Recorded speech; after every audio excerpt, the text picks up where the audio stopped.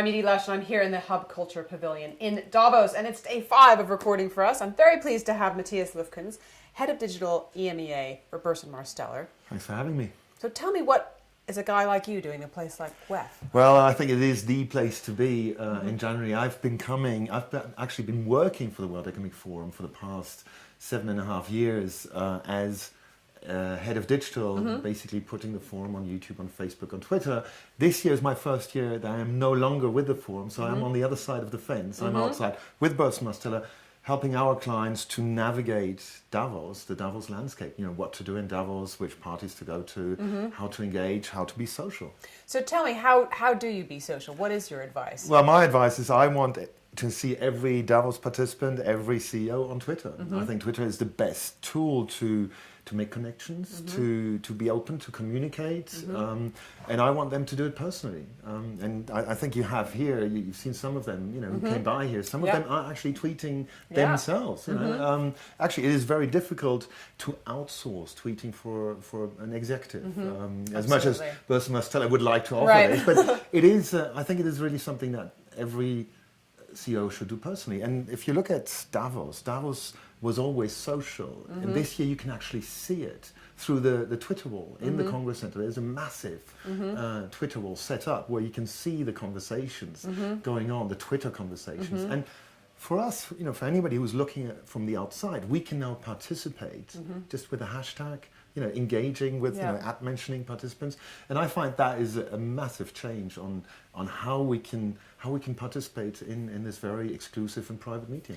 So this is the million-dollar question. What makes an effective tweet?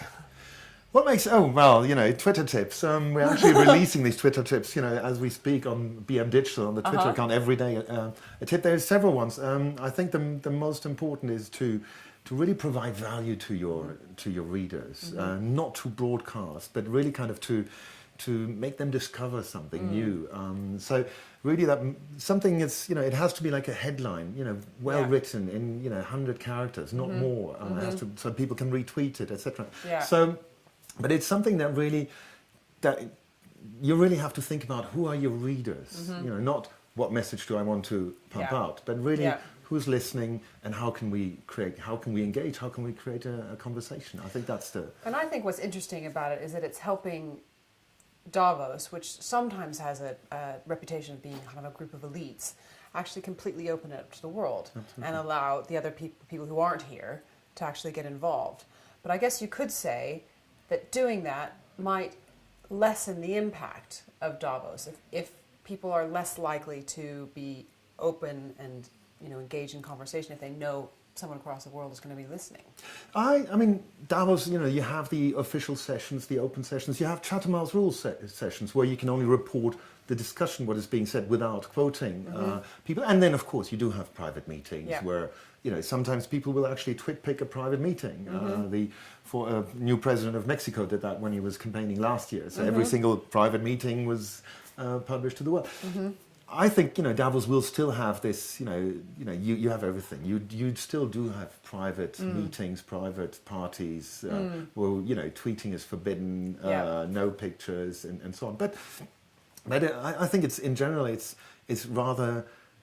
good that we can now, you know, that we open this meeting up through social media. I think it's, you know, it raises the profile of Davos rather than closing it. Any favorite tweets you want to share with me?